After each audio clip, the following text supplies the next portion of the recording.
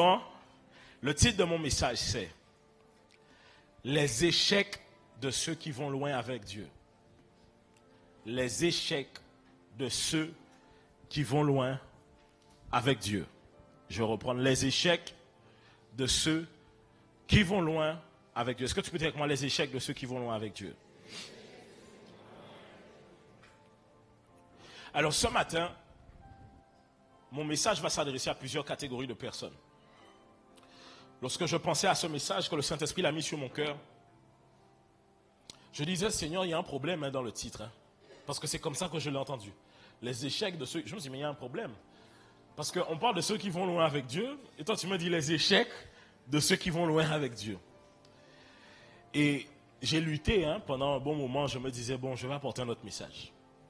Donc j'étais là, je réfléchissais à un autre truc. Et à chaque fois, j'entendais les échecs de ceux qui vont loin avec Dieu. Et donc j'ai capitulé. Et le Seigneur m'a donné trois hommes avec quelques femmes de la Bible qui vont être des exemples pour nous ce matin par rapport à l'échec. Je veux parler ce matin à ceux qui ont abandonné parce qu'ils ont déjà échoué. Ça veut dire quelqu'un qui est ici ce matin et qui a abandonné quelque chose que Dieu lui a demandé de faire parce qu'il a déjà échoué. On est bon? Deuxième point, je vais parler aussi à ceux qui n'arrivent plus à avancer parce qu'ils ont déjà échoué. Et troisième point, ceux qui ne pensent plus pouvoir réussir parce qu'ils ont déjà échoué. Est-ce qu'on est ensemble? Ce matin, je veux que tu changes ton regard sur l'échec. Parce que ce que Dieu m'a montré dans sa parole, c'est que l'échec est parfois une bénédiction qu'il place sur notre chemin. Est-ce qu'on est ensemble? Parfois, tu regardes certaines choses comme un échec, alors que Dieu a caché réellement une victoire dans cet échec. C'est ainsi que lorsque Jésus-Christ était à la croix, tout le monde pensait que Jésus avait perdu, alors qu'à la croix, il avait gagné. Est-ce que je parle à quelqu'un ce matin? Est-ce que je parle à quelqu'un? On a déjà shifté dans l'atmosphère. Est-ce que je parle à quelqu'un? C'est que les gens regardaient Jésus en se disant, mais voici celui qui prêchait, qui faisait des miracles. Est-ce que lui-même ne peut pas faire un miracle alors qu'il est sur la croix? Donc quand on voit, écoutez, il n'y a rien de manière physique et visible que lorsque Jésus est à la croix, on peut dire qu'il a réussi. Au contraire, on se dit, mais imagine que toi, tu as mis pause sur ta vie et que pendant 3 ans de ta vie, tu as arrêté de travailler. Ça veut dire que tu as arrêté d'évoluer, tu as arrêté d'apprendre des compétences. Même sur le marché, si tu dois retourner dans ton emploi, tu as 3 ans de ta vie en stand-by. Parce que tu as suivi un homme que tu as rencontré qui marchait sur les eaux. Tu étais à la DAS, en train d'amener ton poisson pour le cahier. Et puis un gars, il arrive comme ça, il sort, il marche sur l'eau. Et il te dit, suivez-moi. Et je ferai de vous des... Bon, non, vrai de vrai, si Jésus arrive en 2023, tu le suis? Non, tu vas dire que... ni on n'y partit Saint-Claude. C'est ce que tu vas dire. Et donc, il y a réellement des échecs, mais en réalité, Dieu cache des victoires. Et je veux permettre à quelqu'un de sortir de cette atmosphère que des fois un esprit d'échec peut mettre sur ta vie. Permettre à quelqu'un de sortir de cela, d'arrêter de voir l'échec tel que tu le vois. D'arrêter de voir l'échec comme, en fait, limite, tellement tu as échoué, tu as fait de ta vie un échec et toi-même tu te définis comme un échec. Mais je brise cela dans le nom de Jésus. Et je prie que ce matin, ta mentalité change là-dessus dans le nom de Jésus. Amen. Ok, alors pour commencer, on va aller sur notre premier personnage, notre premier antagoniste. Et donc, je vais parler d'une femme du nom de Lydie. J'en ai déjà parlé. Une femme du nom de Lydie. Est-ce qu'on est bon? Dis avec moi Lydie. Secoue ton voisin, dis-lui Lydie, voisin. Lydie. Dis-lui, c'est pas ta voisine, mais c'est... On est bon? Ok. La salle annexe à l'étage, vous allez bien? Eux, ils sont en feu. C'est ça aussi. C'est ça. Alléluia. La salle annexe en bas, vous allez bien? Jésus, ok, d'accord. Oui. Ok. Il y en a, ils voulaient aller au carnaval, hein? J'ai entendu un ouh, là, comme ça, là, c'était un peu... c'est le truc des masses ou ça, là. Ok, dites avec moi, Lydie. Bon, j'ai oublié la salle principale, vous allez bien? Alléluia. Ok, Lydie. Ok, on va voir l'histoire de Lydie, vous et moi ensemble. Et en fait, Lydie, c'est une femme qui est très importante dans le ministère de l'apôtre Paul. Et on va le voir ensemble pourquoi elle est très importante. J'avais déjà expliqué. Mais la Bible, on va prendre les textes et ensuite on va pouvoir définir les choses ensemble. Acte 16, chapitre 12, verset 14. Acte 16, 12 à 14. Alors, il faut savoir que le livre d'Actes est écrit par Luc. Luc n'était pas un disciple de Jésus-Christ au temps où Jésus était vivant. Vous avez dans votre livre Matthieu, Marc, Luc et Jean, n'est-ce pas? Mais Luc n'était pas du vivant de Jésus, disciple avec lui. Luc était un disciple de Paul, mais Luc, en tant que médecin, avait une certaine méthodologie pour pouvoir retranscrire les choses. Et donc c'est Luc va écrire l'évangile de Luc, donc il va aller voir les différentes personnes qui ont été présentes durant le vivant de Jésus. Et Luc aussi, maintenant, va passer des missions avec l'apôtre Paul. Et donc, Actes des apôtres est écrit par Luc. Est-ce qu'on est ensemble? Luc était médecin. Et c'est lui qui va écrire Actes des apôtres. Et donc, quelqu'un me dira comment on le sait, parce que vous savez, les historiens, et qui des fois ne croient pas en Dieu, on fait des analyses des textes, on vu le style d'écriture, la manière dont les choses sont écrites. Vous savez, la véracité de la Bible n'a pas été confirmée par des gens qui croient en Dieu. Elle a été confirmée par des gens justement qui ne croient pas en Dieu et qui, avec des études rigoureuses, pouvaient coïncider les textes, mais aussi avec des choses qui se passaient à l'époque. Donc quand dans les textes, on voit des noms qui ressortent, les historiens pouvaient dire, ok, véritablement, il semblerait que ces choses se soient véritablement passées. Maintenant, est-ce que certains historiens croient aux miracles qui sont dedans? Pas forcément, ils diront que c'est à la croyance de chacun, mais ces choses se sont réellement passées dans le sens où elles sont décrites. On est ensemble? Ok. Et donc c'est Luc qui parle. Et Luc va dire ceci. De là, nous allâmes à Philippe. Dis avec moi Philippe. C'est très important. Philippe. Qui est la première ville d'un district et une colonie. Nous passâmes quelques jours dans cette ville. Avançons. Le jour du sabbat, nous nous rendîmes hors de la porte vers une rivière où nous pensions que se trouvait un lieu de prière. Nous nous assîmes et nous parlâmes aux femmes qui étaient réunies. Aux femmes qui étaient... L'une d'elles, nommée Lydie, marchande de pourpre de la ville de Thyatire, était une femme craignant Dieu et elle l'écoutait. Le Seigneur lui ouvrit le cœur pour qu'elle fût quoi? Attentive à ce que... Donc on voit que Lydie était attentive et elle écoutait la parole de Dieu au travers de l'apôtre Paul. On est bon jusque-là?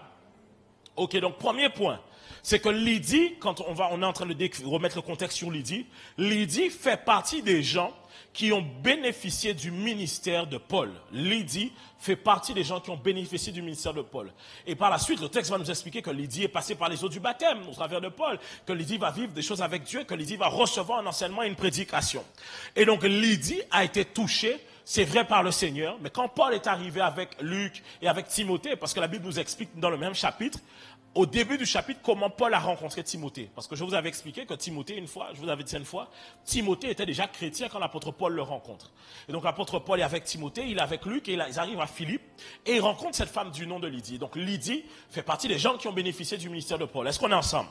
Donc ça, c'est le premier point. Deuxième point, on apprend aussi que Lydie a hébergé et pris soin de Paul. Lydie a hébergé et pris soin de Paul. Acte 16, 15, quand on arrive au verset 15, la Bible dit, lorsqu'elle eut été baptisée avec sa famille, c'est-à-dire que Lydie a ramené toute ça, et rappelez-vous, Lydie, c'est une marchande de pourpre, c'est ce qu'on vient de lire dans les textes. Et une marchande de pourpre, rappelez-vous, marchande de pourpre, c'était quelque chose de très prestigieux. Parce que le pourpre était, vous savez, les couleurs qu'on utilisait dans le textile, dans certaines choses. En réalité, aujourd'hui, dans notre époque, il y a des choses qu'on utilise de manière synthétique, mais il y a beaucoup de couleurs qu'en réalité, les gens prenaient dans la nature. Et le pourpre était quelque chose de très rare dans la nature. Et donc, les gens prenaient ça dans un coquillage. Sauf que pour faire tout un vêtement de pourpre, il fallait énormément de coquillages. Est-ce que vous me suivez? C'est la raison pour laquelle vous allez voir, dans cette époque-là, les gens qui étaient de haut rang portaient souvent quoi? Le pourpre. Parce que c'était des vêtements qui coûtaient. Et donc Lydie vendait le pourpre. Donc si Lydie vend le pourpre qui coûte cher, c'est-à-dire que Lydie est... C'est toi qui l'as dit. Hein? On est bon? Ok. Lorsqu'elle eut été baptisée avec sa famille, elle nous fit cette demande. Si vous me jugez fidèle au Seigneur, entrez dans ma maison et demeurez-y. elle nous pressa par ses instants. Ça veut dire qu'elle voulait faire quoi? Elle voulait que l'apôtre Paul et ses compagnons puissent venir pour pouvoir les héberger, les nourrir, prendre soin d'eux. Et donc l'apôtre Paul, il est en train... Écoutez, il faut savoir qu'à l'époque, c'est pas comme maintenant. Maintenant, on a les avions, on a certaines choses. La seule chose dont on peut se plaindre, c'est si par exemple tu es en économie, dehors, à faire mal, tu arrives, tu dois prêcher, et puis c'est juste ça qui est difficile.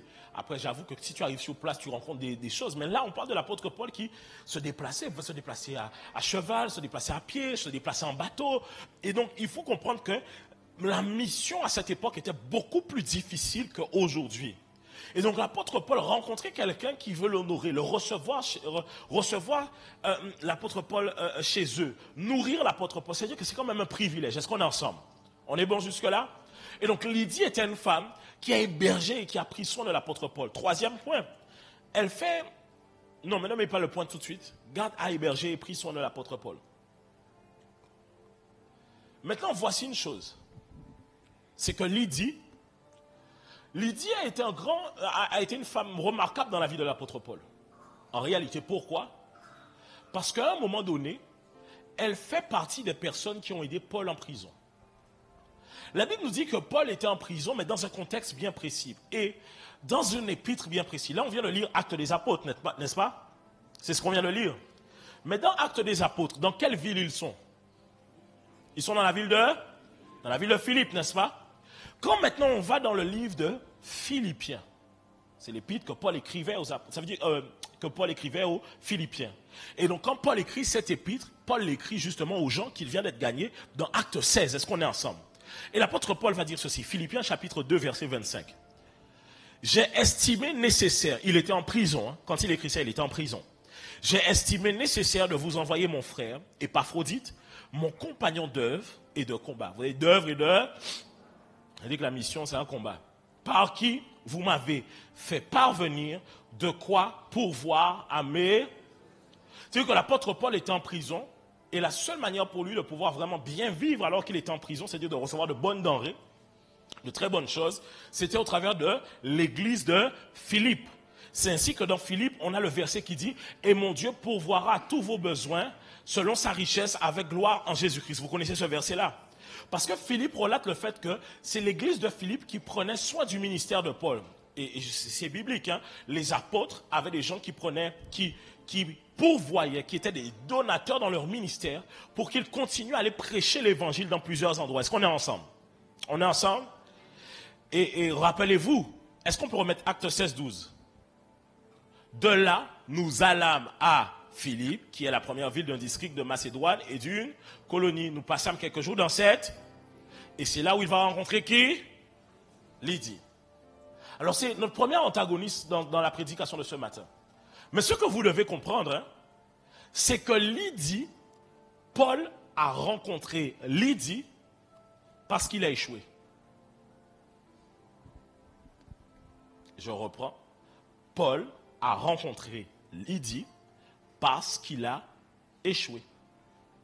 Et c'est étonnant parce que quand on voit Paul, écoutez, je vais vous montrer le texte, mais quand on voit Paul, Paul ne s'est pas démoralisé tout de suite malgré l'échec qu'il a vécu juste avant et a laissé le Saint-Esprit conduire les choses et arriver jusqu'à Lydie. Maintenant, imaginez que Paul n'avait pas échoué et qu'il n'avait pas rencontré Lydie. Est-ce que Paul, lorsqu'il était en prison, on aurait pu prendre soin de lui? Jamais. Et où est-ce que Paul a échoué? On va le voir ensemble. Acte 16, chapitre 16, versets 6 à 7. On peut le lire ensemble. 1, 2, 3. Ayant été empêché par qui? D'annoncer la parole, ils traversèrent et le pays de... avance encore. La Bible dit, arrivé près de la Mysie, ils se disposaient à entrer en Bithynie, mais l'Esprit de Jésus ne leur... Et c'est juste après que la Bible dira que finalement, ils ont été où? À Philippe. Regardez, mets le verset 8 pour moi. Verset 8. Ils franchirent alors la Mysie et descendirent à Troas. Pendant la nuit, Paul eut une vision. Un Macédonien lui apparut et lui fit cette prière. Passe en Macédoine, secours-nous. Après cette vision, Paul, nous cherchâmes aussitôt à nous rendre en Macédoine, concluant que le Seigneur nous appelait à énoncer la bonne nouvelle. Oui. étant partis de Troas nous fîmes voile directement, donc ils étaient à bateau, vers la Samothrace, et le lendemain nous débarquâmes à Néapolis. Avançons. De là nous allâmes à... Ça veut dire quoi? On parle de l'apôtre Paul quand même. Hein? Vous vous rendez compte que l'apôtre Paul vient d'expliquer ici. Bon, et Luc, tu sens que, écoutez, j'imagine, hein, c'est Luc qui relate l'histoire. Luc même n'a même pas honte de dire que là, c'est une erreur qu'ils ont fait. Ils voulaient aller en Asie, mais c'est le Saint-Esprit même qui les a bloqués. Ma question, c'est qu'apôtre Paul, toi qui enseignes les gens, toi qui prêches les gens, toi qui fais beaucoup de choses, tu fais des miracles, tu fais énormément de choses, tu ne savais pas que le Saint-Esprit ne voulait pas que vous puissiez aller? Est-ce que l'apôtre Paul est obligé d'arriver à un niveau où c'est le Saint-Esprit lui-même qui le bloque? Bon, maintenant je relate ça à toi maintenant. Combien de fois tu crois avoir entendu Dieu? Mais une fois que tu te rends compte que ce n'était pas Dieu, tu commences à te démoraliser, tu penses que tu ne peux plus entendre Dieu. Combien de fois tu as fait des erreurs? Parce que oui, tu peux faire des erreurs en pensant que c'est Dieu qui m'a parlé. Regarde, combien de gens tu as dit c'est Dieu qui m'a dit que c'est mon mari? Là maintenant tu es devenu prudente, hein? Tu dis plus Dieu a dit c'est moi. Tu dis frère, voyons comment on avance. Est-ce que tu me suis? Et l'apôtre Paul vient de nous montrer ici. Oui, j'ai échoué dans une chose. C'est que je pensais que Dieu voulait qu'on puisse aller en Asie. Mais quand on arrive, c'est le Saint-Esprit lui-même qui me bloque. Mais gloire à Dieu que j'ai échoué. Il y a certains échecs que si finalement tu n'avais pas pris la voie de l'échec et tu avais pris la voie de la victoire selon toi, tu aurais échoué. Qu'est-ce que je veux dire? Il y a certaines victoires qui sont des échecs. Ça veut dire que tu veux aller dans un certain lieu et c'est comme si tu n'arrives pas à y aller. Tu vois ça comme si c'est un échec alors que c'est une victoire. Parce qu'alors que tu es en train de rater quelque chose, c'est parce que Dieu est en train de reprogrammer le chemin pour t'envoyer autre part. Et rends-toi compte, des fois tu arrives et tu vas peut-être dans un magasin, tu te dis il faut que j'arrive dans ce magasin-là et donc je pars, tu pars et quand tu arrives, finalement le magasin est déjà fermé. Tu vas dans un autre magasin un peu à côté et là le magasin est ouvert et là tu rencontres quelqu'un que tu n'as pas vu depuis longtemps et à qui tu peux encore reparler de Dieu. Et là le Saint-Esprit te dit tu vois, c'est moi qui ai permis que le magasin soit fermé parce que si tu avais été acheté autre part, tu n'aurais pas rencontré cette personne que tu viens de rencontrer. En réalité, tu ne dois pas blâmer parfois les portes que Dieu te ferme. Parce que certaines portes que Dieu te ferme, il est prêt à en ouvrir d'autres. Si Dieu te ferme des portes, c'est simplement parce qu'il y a d'autres qui sont déjà ouvertes en ta faveur. Et donc certains échecs renferment de grandes victoires. Ah, tu voulais aller vivre au Canada, mais regarde, si tu étais parti au Canada, tu n'aurais pas rencontré ta femme. Hein? Tu ne serais pas marié aujourd'hui. Les mariés, levez la main. Vous n'avez pas avant décidé d'aller vivre dans un autre pays, avant de rencontrer vos gens. Vous vous rendez compte que des fois, tu te dis, ma femme, ça dit bien sûr. Tu te dis que non, moi tu fais déjà tes plans. Et tu dis, moi je vais aller vivre à Singapour. Et ce sera la gloire de Dieu, parce que quand je serai à Singapour, my God, avec l'aéroport qui a une chute à l'intérieur, waouh, en tout cas, c'est pas un petit gars qui va venir m'épouser. Hein. Il faut que ce soit un gars high level. Et finalement, tu restes à Capesterre. Ouais, c'est ça. On est bon à Bananier. On est bon. Finalement, tu restes à Hans Bertrand. Ouais, on est très bon. Tu restes à Marie-Galante. Et tu vois Singapour sur YouTube. Et puis tu dis, Seigneur, je voulais aller à Singapour. Et tu commences à dire, Seigneur, pourquoi tant d'échecs dans ma vie? Pourquoi tant de tristesse dans ma vie? Et là, le Seigneur te dit, va à l'église. Tu dis, pourquoi je vais aller à l'église? Alors que moi, je vais aller à Singapour. Est-ce qu'il n'y a pas d'église là? Et donc, tu te plains. Tu dis à Dieu, et puis tu commences, j'ai jamais ci, j'ai jamais ça. Tu commences à te plaindre devant Dieu de tout ce que tu n'as pas en oubliant tout ce que tu as déjà. Mais bon, ça, c'est une autre chose. Ça, c'est autre chose. Tu dis, Seigneur, j'ai pas ci, mais on est en bonne santé. Seigneur, j'ai pas ci, mais tu sais, les gens n'ont pas de jambes, hein? Comme on y jambe, oublier qu'on n'y pas ni jambes. Tu sais, il y a des gens qui ne mangent pas. Mais toi, tu as le choix dans ce que tu manges. Et même, regarde, tu as tellement le choix que des fois, tu fais, j'ai plus faim. Tu te rends compte comment tu as la grâce? Il y a des gens, après, ils ne peuvent même pas dire, j'ai plus faim. Ils ne veulent même pas dire ça. Et donc, toi, tu te plains toujours. Seigneur, j'ai passé. Et puis, il te dit, va à l'église. Et tu vas à l'église.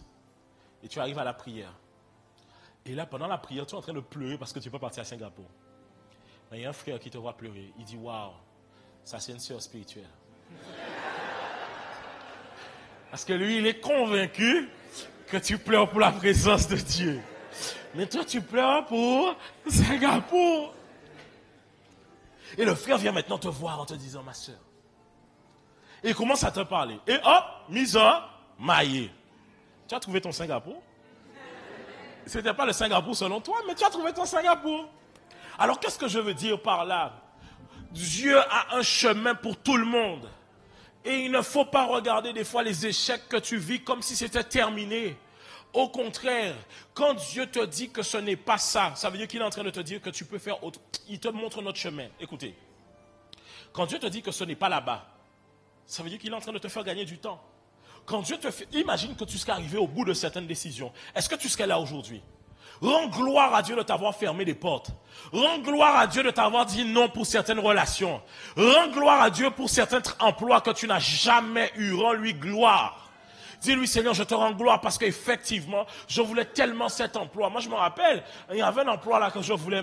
Mon Dieu! C'était, écoute, quand je te dis que c'est un emploi big, ça veut dire que, écoute, je te parle d'un stage. Un stage, hein? Stage.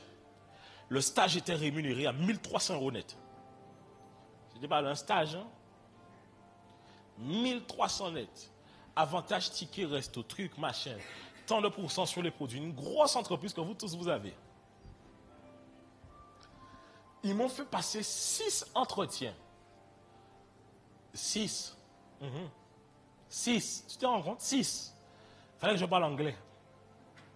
You be you.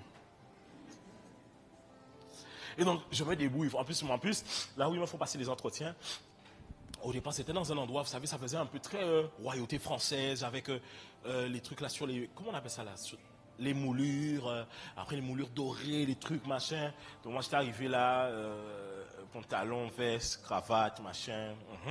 En plus, dernièrement, il y a 2 jours, je suis retombé sur la photo. Quel échec.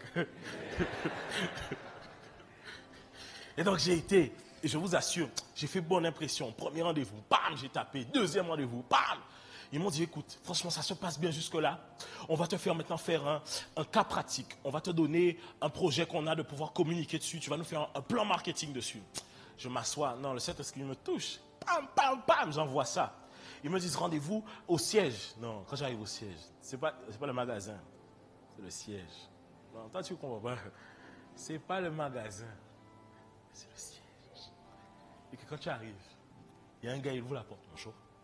Alors moi, je rentre, je dis que, ah! Il rend mes pieds semblables à ceux de Dieu. Il me fait marcher. Donc je me dis, c'est fini. Ma vie a changé.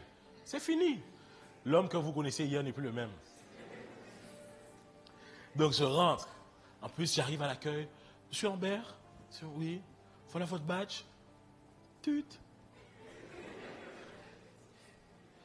Et j'avais déjà passé peut-être, je crois, 4 ou 5 entretiens. Parce que c'était un entretien téléphonique, un entretien sur place, le plan marketing à présenter. Ça fait 4, donc j'ai passé 5 entretiens. Et au 5e, je rentre dans le bâtiment. Et le gars m'appelle. Et en fait, là, j'ai rencontré du service, la directrice marketing du service. Et en plus, c'était dans une grosse boîte. Peut-être tu vois de quelle boîte je parle, mais c'était en plus dans un domaine bien précis que je kiffe. J'aurais été en contact avec plein de trucs, j'aurais dû aller dans des événements. Non, attends, un truc incroyable.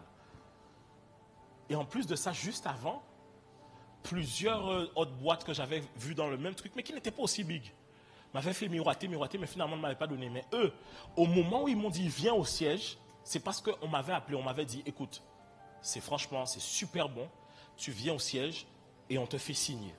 Donc moi quand j'arrive au siège, j'ai plus la cravate, hein. J'avais toujours la veste, la chemise, le pantalon, mais j'ai plus la cravate parce que là, on va signer quand même. Donc ok, champagne, macaron, tu vois ou pas? Et donc on arrive au siège. Je vais maintenant au siège et je rentre. Le gars m'appelle, il me dit de me donner rendez-vous, on arrive, on monte à l'étage. Et quand j'arrive, vraiment j'ouvre, il me voit. Je sens qu'il ne s'attendait pas à ce genre de Lambert là, ça.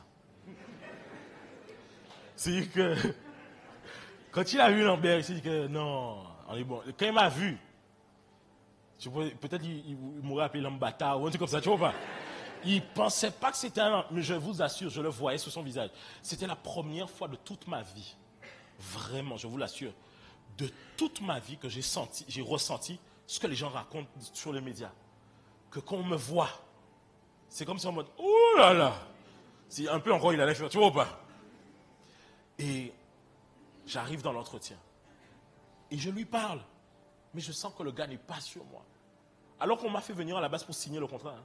Je t'ai déjà fait un plan marketing. Et vous savez quoi, ils m'ont dit? En plus, le plan marketing était super bon. Tu veux savoir pourquoi? Parce que nos équipes qui sont en place en marketing, on leur avait donné le même travail et tu as fait la même chose qu'eux et tu as même rajouté des choses. Et j'étais seul quand j'ai fait le travail. Donc ils m'ont dit non, franchement, c'est impeccable et tout. Donc j'étais en mode, ah non, parce que j'avais déjà beaucoup travaillé, j'avais monté mon agence de publicité, j'avais déjà eu des contrats. Donc quand je viens devant eux, je ne viens pas juste parce que je veux apprendre. J'ai des contrats, j'ai des marques avec lesquelles j'ai travaillé. Et donc là maintenant, en entretien, je vois que le gars me regarde bizarrement. Je me dis dans ma tête, c'est fini. Et je lui parlais, et je dis à Dieu, Seigneur, tout ça de chemin pour arriver là, et que le gars me regarde mal comme ça. Et en plus, je faisais tout mon effort sur l'anglais. Yeah. That's something I can do. Yeah. Je faisais tout mon effort. Parce que moi, j'ai appris l'anglais, mais pas l'anglais british. Parce qu'en fait, pour vous expliquer bien, j'ai rencontré la directrice marketing, mais lui, c'était le directeur marketing d'une section de l'Europe. Donc, leur anglais sont... Tu vois pas. C'est l'anglais comme ça, tu vois. Quand ils disent bottle, ils disent pas bottle comme ça, ils disent bottle, tu vois pas. Donc lui, quand il me voit, je sens que le gars, il est... Et je repars. Et on m'a rappelé le lendemain. On me rappelle sur une ligne privée. Ce n'était pas les autres lignes avec lesquelles on m'avait contacté. Et il m'annonce. Écoute, on t'avait dit que tu devais signer, mais ce que je dois te dire, c'est que, en fait... je vais être franc avec toi. En fait, la personne que tu as rencontrée avait déjà voulu pistonner quelqu'un d'autre à ta place. Et en réalité, elle m'a dit, c'est comme si quand il t'a vu, ça n'a pas... J'ai compris. Je lui ai dit, franchement, merci quand même de m'appeler et de me le dire, parce que, tu sais, quand tu prends un refus comme ça, tu ne sais même pas pourquoi tu le prends, alors qu'on t'avait dit que tu allais signer. Non, vrai le vrai. C'était une époque où je venais de passer 6 entretiens dans d'autres endroits. Je me rappelle bien les trucs. Ouais, 6. Et à chaque fois, il me disait, ton truc est en béton. On veut te prendre. Et là, le dernier, quand ils m'ont donné le seau sur la tête, là, quand j'ai raccroché le téléphone, vrai, j'ai pleuré. Non, il faut pleurer à ce moment-là. Non, vaut mieux pleurer. Tu vois, vaut mieux pleurer. J'ai pleuré à chaudes larmes. Et je vous assure, hein, je vais vous dire quelque chose. Vrai, hein, je pensais que j'étais maudit.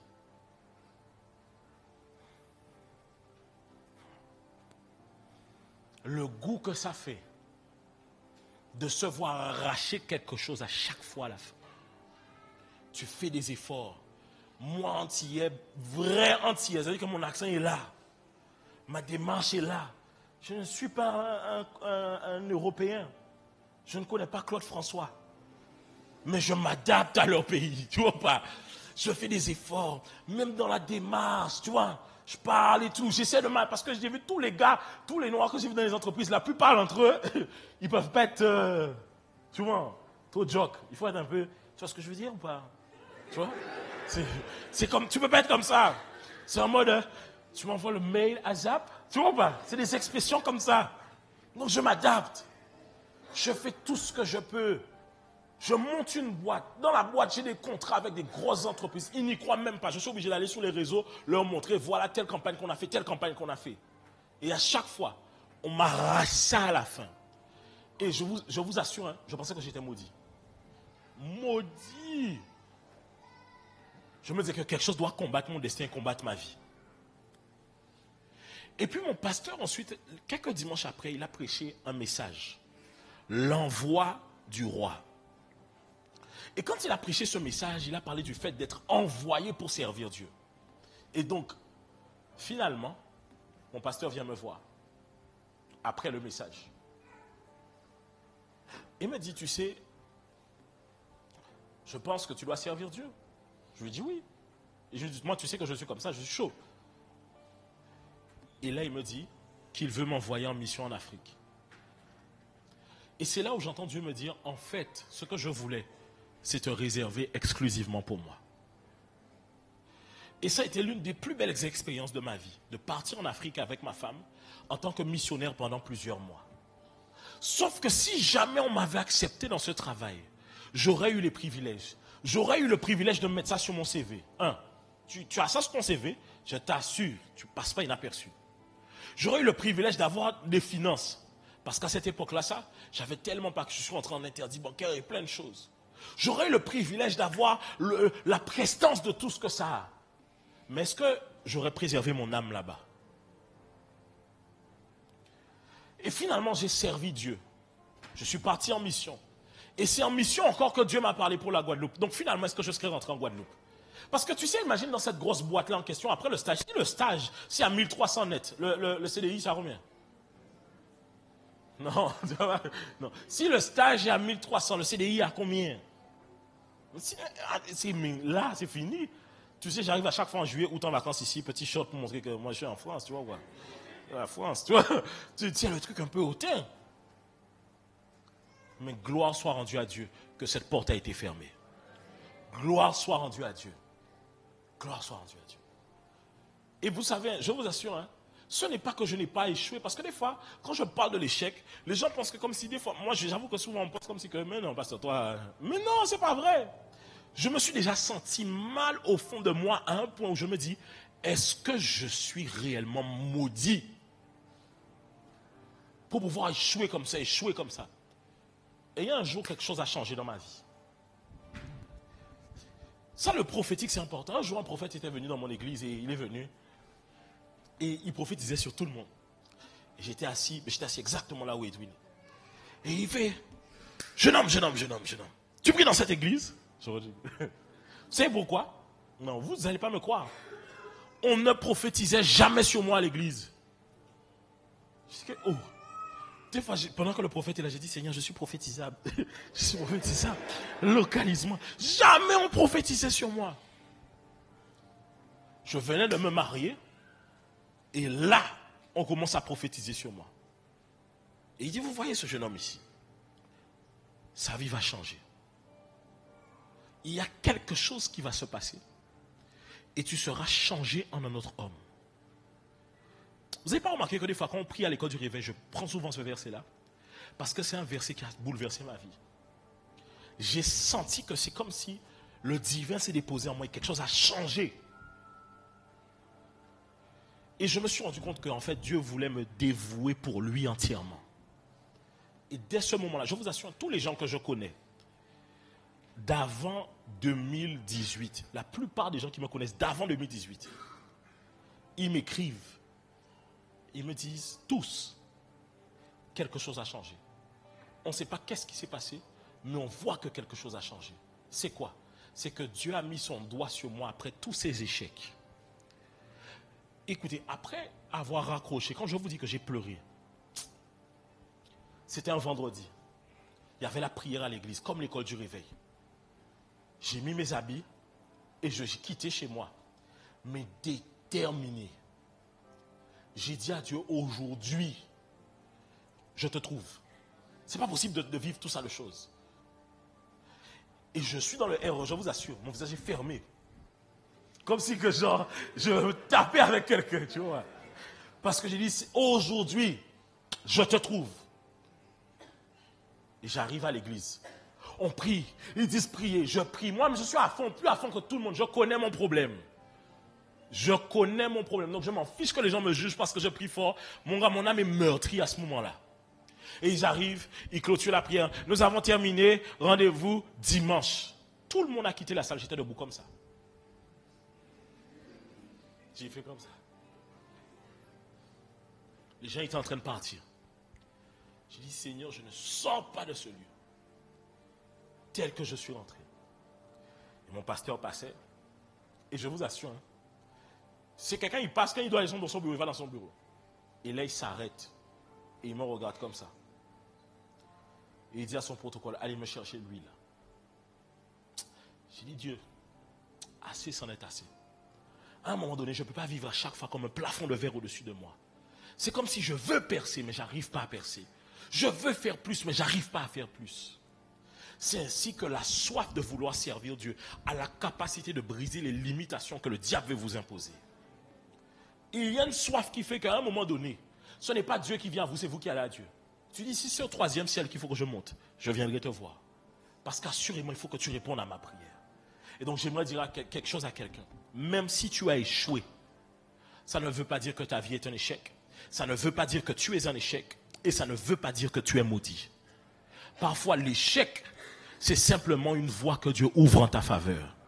Tu as peut-être raté beaucoup d'occasions, mais tu vas encore mieux faire la prochaine fois.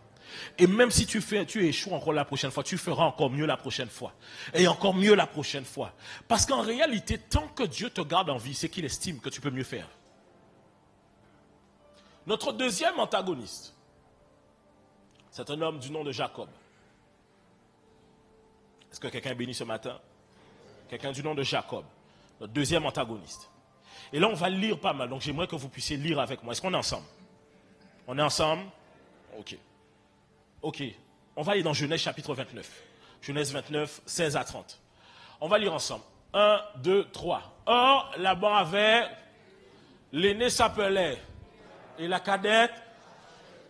Donc, Laban, c'est l'oncle de Jacob. Jacob est un fils de qui? Non. De Isaac.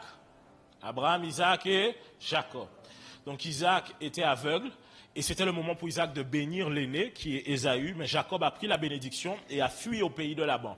Et Laban c'est son oncle. Et à l'époque, bon, vous allez voir ce qui va se suivre. Hein. Et donc Laban c'est son oncle. On est ensemble là-dessus? Or, Laban avait 2 filles. L'aînée s'appelait Léa et la cadette Rachel. Ensuite, avançons. Léa avait les yeux. Tu sais, la Bible est tellement polie hein, que quand tu lis les yeux délicats, tu sais pas c'est quoi. En réalité, la Bible veut dire Léa avait les yeux coqueliches. Oui. Tu vois ou pas? Non, la Bible est tellement polie. Léa, donc, tu t'imagines l'expression? Léa avait les yeux délicats.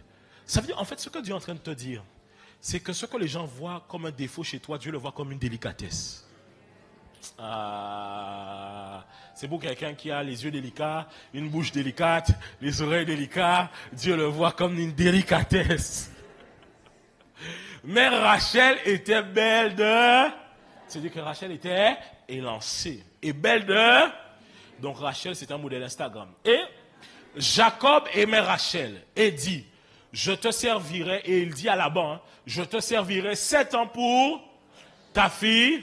C'est que quand elle a vu Rachel, c'est que, la belle demoiselle. Tu vois pas? Et donc, et Laban dit, j'aime mieux te la donner que de la donner à un autre homme. Reste chez moi. Ainsi, Jacob servit 7 années pour Rachel. Et elles furent à ses yeux comme quelques jours, parce qu'il l'aimait. C'est-à-dire que l'amour te fait voir 7 ans comme quelques jours. Vous vous rendez compte? Le gars aime tel... Non, moi, écoutez, l'église n'a pas encore 7 ans. L'église va avoir 4 ans. Ça veut dire qu'on est à la moitié du travail que Jacob... Non. Et toi, à peine tu rencontres quelqu'un, tu veux déjà aller avec la personne. Il faut changer. Hein? Si Jacob a pu le faire, tu peux aussi le faire. Alléluia. Si Jacob a pu patienter 7 ans, si tu aimes réellement cette femme, tu pourras patienter près de 7 ans. Non. Non, pas 7 ans quand même, assez. Non. Ah! T'imagines le gars quand il travaille. Mais c'est pas bien quand tu travailles beaucoup pour une femme comme ça. Si elle te parle mal à la maison, là, tu vas lui rappeler tout ce que tu as fait. Hein? Non, là, tu as coupé con. Tu vois pas? Non. Ensuite, Jacob dit à Laban, donne-moi ma femme, car mon temps est, et j'irai vers elle. Ça veut dire quoi? Se marier, mais faut revoir. On va aller faire les choses des gens mariés. C'est que pendant 7 ans, quand Rachel passait, Jacob était en mode, Rachou. Donc, j'imagine à chaque fois qu'il devait frotter quelque chose, Rachel, dans 7 ans. C'est que non, Rachel, ça, bon, ok. Laban réunit tous les gens du lieu. Donc Laban, là maintenant, il réunit les gens du lieu, il fait un festin, il met la nourriture, il met toutes les choses, parce que c'est une de ses filles qui se marie, c'est un honneur. Ok, avançons. Le soir, il prit Léa, sa fille, et la mena vers qui s'approcha. Avançons. Et l'abandonna pour servante à Léa, sa fille, Zilpa, sa servante. On est bon? Bon, il n'y a pas un problème.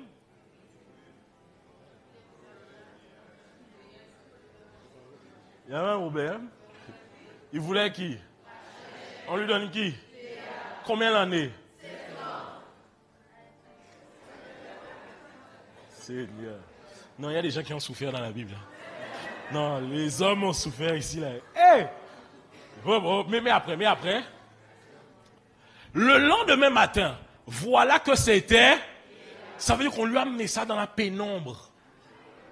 À minuit et demi. n'a pas envie de dormir. Yeah. Donc là, c'est la pénombre. Il voit rien.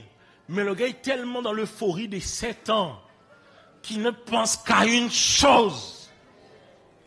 Rachou. Manquer Rachel. Et donc là, j'imagine, quand on lui amène la go, il doit faire le gars, tu sais, un peu charisme. Il faut garder un peu le charisme. Faut pas faire en mode, ah, tu vois pas. Non, il doit garder un peu le charisme. Et donc là, elle rentre. Jacob vient. Mais l'autre la Bible dit que l'autre avait une belle taille. Hein? Il n'a pas senti que c'était pas la même taille. Le gars était omnibulé par quelque chose. Il faut faire attention à des choses dans la vie, ça peut t'avoir. Hein? Donc le gars est là. La Bible dit le lendemain matin, c'est-à-dire qu'au réveil, la lumière commence à rentrer dans la chambre.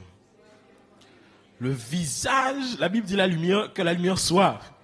Et la lumière, EDF a remis le cours. Tu vois pas? Dit que la grève est terminée. Et là, alors Jacob dit, qu'est-ce que tu... La Bible est polie. Je ne pense pas que c'est ça qu'il a dit. Je ne pense pas qu'il a juste dit, qu'est-ce que tu m'as fait? Non, il a dit, ou quoi fait j'ai là-bas? Là-haut, il a dit, tout j'ai, mais... T'as la Et n'est-ce pas pour Rachel que j'ai servi chez toi? Pourquoi m'as-tu? Dis-moi, pourquoi m'as-tu? Là, et maintenant, Laban est mauvais aussi quand même. Laban dit, ce n'est point la coutume dans ce lieu de donner la cadette avant l'aîné. Ou pas te dire ça avant?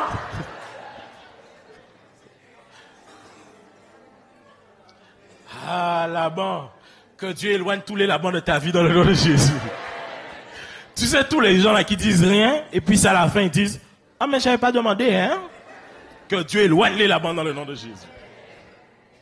Maintenant, Laban est quand même cool, parce que vous savez, souvent, quand on nous a prêché cette histoire, on va nous expliquer souvent que, qu'est-ce que Jacob dut faire pour finalement avoir Rachel? Travailler encore? C'est ce qu'on nous a souvent expliqué. C'est pas vrai. Non, il faut lire la Bible. Tu sais, quand les gens vous prêchent, il faut aller chercher dans la Bible. Je vous donne les versets, vous n'allez pas chercher, il faut lire. On nous a souvent dit, il a travaillé 7 ans pour Léa, pour Rachel, finalement il a eu Léa, et donc il a dû travailler 7 ans, 14 ans. Non. Il a eu la grâce quand même d'être avec Rachel. Et la Bible dit quoi? Vous mettez le verset d'après. Achève la semaine avec celle-ci, et nous te donnerons aussi l'autre pour le service que tu feras encore chez moi pendant. C'est-à-dire qu'il lui dit, je te la donne maintenant, mais il faudra encore. C'est-à-dire qu'il n'a pas servi 7 ans en attendant pour avoir Rachel. Il a eu Rachel dès le départ, mais s'est engagé à servir 7 ans. Regardez le verset suivant. Jacob fit ainsi et il acheva la semaine avec Léa, puis Laban lui donna. Vous voyez? Mais il dut travailler encore. Bon, gloire à Dieu. Ça n'a pas fait 14 ans.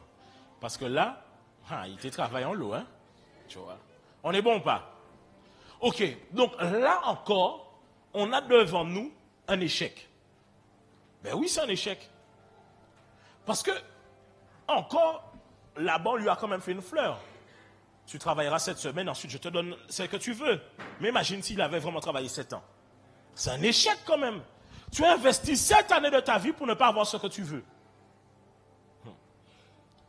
Et j'imagine beaucoup de gens ici qui investissent beaucoup de temps pour ne pas finalement avoir ce qu'ils veulent. Des gens ici qui payent un prix. Tu payes un prix dans des études pour à la fin ne pas réussir à avoir l'examen, même si tu vas 3 fois, 4 fois. Tu payes un prix avec quelqu'un pour aller jusqu'au mariage. Pendant 3 ans de ta vie, vous êtes ensemble et puis à la fin, c'est annulé. Tu payes 20 ans de ta vie avec quelqu'un et finalement, c'est totalement fini. L'échec, directement l'échec. Mais je rends gloire à Dieu pour l'échec de Jacob à ne pas réussir à discerner que c'était Léa qu'on lui a donné. Je rends gloire à Dieu. Parce que Dieu s'est transformé les échecs en victoire. Si jamais, écoutez-moi bien, cette histoire, elle est intéressante parce qu'on peut voir ça en mode comme si c'est une injustice. Alors que même lorsque les hommes sont injustes avec toi, Dieu s'est changé cela en justice. Vous voulez que je vous dise pourquoi? Vous voulez que je vous dise pourquoi? Écoutez, Jacob est le patriarche à qui on va donner finalement le nom de Israël. Lorsque Jacob va rencontrer l'ange de l'Éternel à Péniel, qui est là où il a, comme il dit, j'ai vu la face de l'Éternel. Il a fait un face-à-face avec Dieu. Jacob va être celui qui va être appelé Israël. Il va être celui par qui la promesse va s'accomplir. Et donc, on parle des tribus d'Israël. Et les tribus d'Israël sont en réalité les fils de Jacob. Sauf que voici ceci. Si jamais, écoutez, la Bible a prophétisé à Abraham. C'est Dieu qui a parlé à Abraham. Plusieurs années auparavant, Dieu dit à Abraham qu'il viendra un temps où ta descendance sera en esclavage. Est-ce qu'on est ensemble? Et donc, Israël avait déjà la prophétie qu'ils passeront sur la servitude pendant une période. Ensuite, Dieu fera quoi? Il enverra un libérateur pour pouvoir libérer Israël. Est-ce qu'on est ensemble? Alors, laissez-moi vous dire une chose. Le libérateur d'Israël par rapport à l'Égypte, c'est quoi son nom? C'est Moïse, n'est-ce pas? Moïse est de quelle tribu?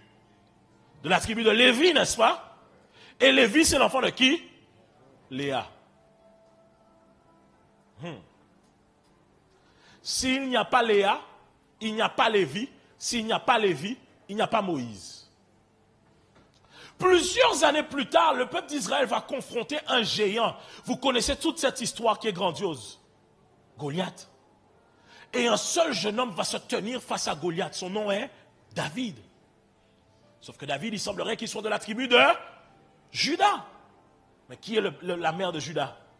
Léa. Ça veut dire que la femme que Jacob ne voulait pas, lui a donné des enfants qui ont préservé le destin de toute la tribu d'Israël. La femme que Jacob ne voulait pas était finalement celle qui allait pouvoir permettre de préserver la promesse qui est celle du Messie. Pourquoi? Jésus doit venir, mais Jésus doit être de quelle tribu? De Juda et de Lévi, afin d'être un roi sacrificateur. Mais c'est Léa qui a donné les enfants. Béni soit le ventre de Léa d'avoir accouché de ses enfants.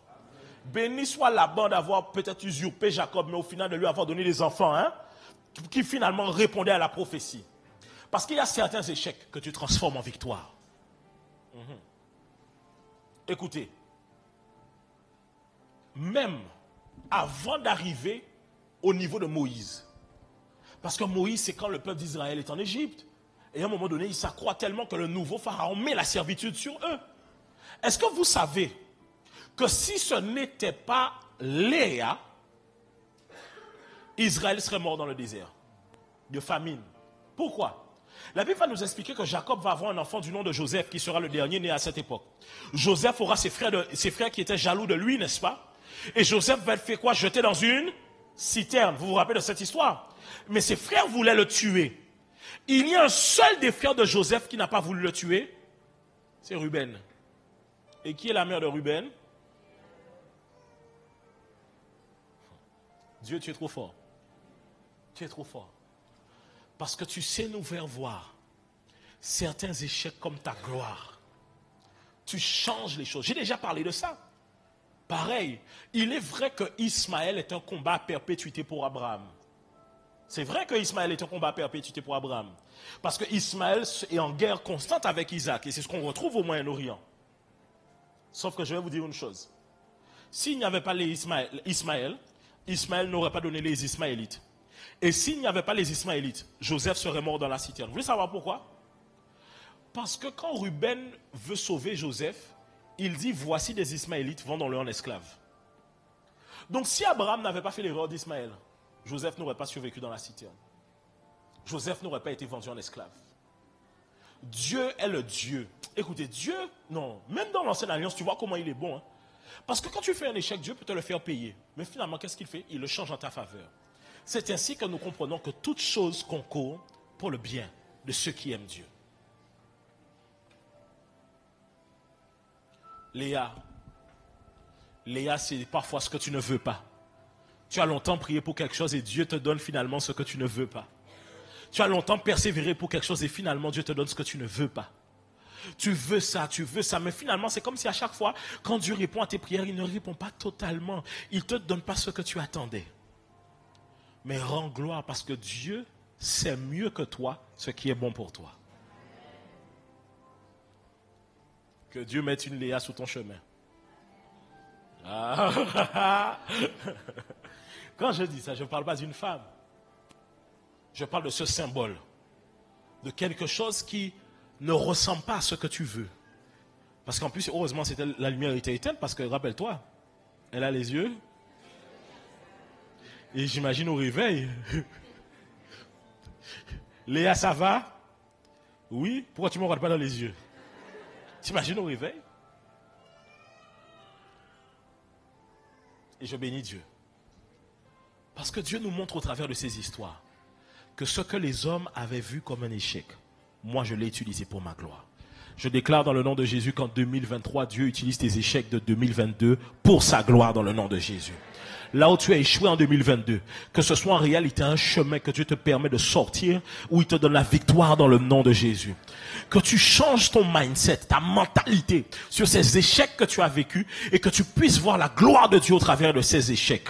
Parce que assurément, l'œuvre que Dieu a commencé au travers de toi, il va l'achever dans le nom de Jésus. Les choses n'ont peut-être pas commencé telles que tu le désirais. Les choses n'étaient peut-être pas dans l'ensemble, dans le packaging que tu voulais, mais Dieu fera éclater sa gloire dans le nom de Jésus. Gloire à Dieu pour certaines prières non exaucées. Gloire à Dieu pour certaines prières non répondues. Gloire à Dieu pour certaines prières où il a fermé les portes. Gloire à Dieu parce qu'il a fermé ses oreilles face à certaines prières. Gloire lui soit rendue parce qu'il sait mieux que moi ce que je veux. Alors Seigneur, dans ce que je te demande, accomplis uniquement ta volonté dans le nom de Jésus. Et c'est comme ça que dans la vie, même pour le mariage, toi, tu veux quelqu'un en particulier. Dieu t'envoie la bonne personne, mais comme la personne ne ressemble pas à ce que tu veux, tu passes à côté. Tout en ne sachant pas que c'est la personne que tu ne voulais pas qui allait préserver ton destin. C'est pareil pour Séphora. Séphora n'était pas une femme. Séphora, la femme de Moïse, c'était pas une femme désirée dans la famille. Pourquoi? Séphora, c'est une Africaine. Séphora est éthiopienne. Et ce n'est pas parce qu'elle est noire, mais c'est parce qu'elle est étrangère au peuple d'Israël. Et donc Moïse est marié avec Séphora. Et Aaron et Myriam critiquent Moïse parce que Moïse est marié avec une étrangère. Ce n'est pas parce qu'elle est noire, parce qu'elle est étrangère au peuple. Mais si on n'avait pas eu Séphora, Moïse serait mort dans le désert. Parce qu'au moment d'aller délivrer le peuple d'Israël, c'est Dieu qui se lève pour tuer Moïse. Pourquoi? Il n'a pas circoncis l'enfant. Parfois, certaines choses que les hommes voient comme ratées, échouées, manquées, c'est Dieu qui fait éclater sa gloire. Alors n'aie plus honte de cette histoire à laquelle les gens savent que tu as peut-être raté quelque part. N'aie plus honte. Même, écoutez, je parle de sanctification, je parle de tout ça et je crois à cela. Mais c'est vrai, tu as peut-être échoué, tu as même peut-être péché. Parce que le péché, ça veut dire manquer le but, passer à côté de ce que Dieu veut pour toi. Tu as peut-être péché. Mais que Dieu fasse éclater sa gloire dans le nom de Jésus. Que Dieu te restaure dans le nom de Jésus. Que Dieu relève ta tête dans le nom de Jésus.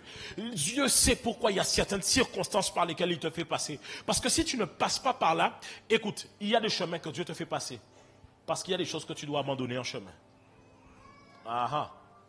Dieu sait que si tu ne passes pas par là, certains aspects de ton caractère, tu ne le perds pas. Certains aspects de ta personne, tu ne le perds pas. Dieu sait que si tu ne passes pas par là, regarde, avant, tu critiquais les gens quand ils tombaient dans le péché. Et puis un jour, tu es tombé. Et depuis ça, tu es humble. Quand tu entends que quelqu'un tombe, tu dis, ah Seigneur, ta grâce. Alors qu'avant, tu disais, oh les chrétiens. Que Dieu soit loué en toutes choses. Et je terminerai avec ces points.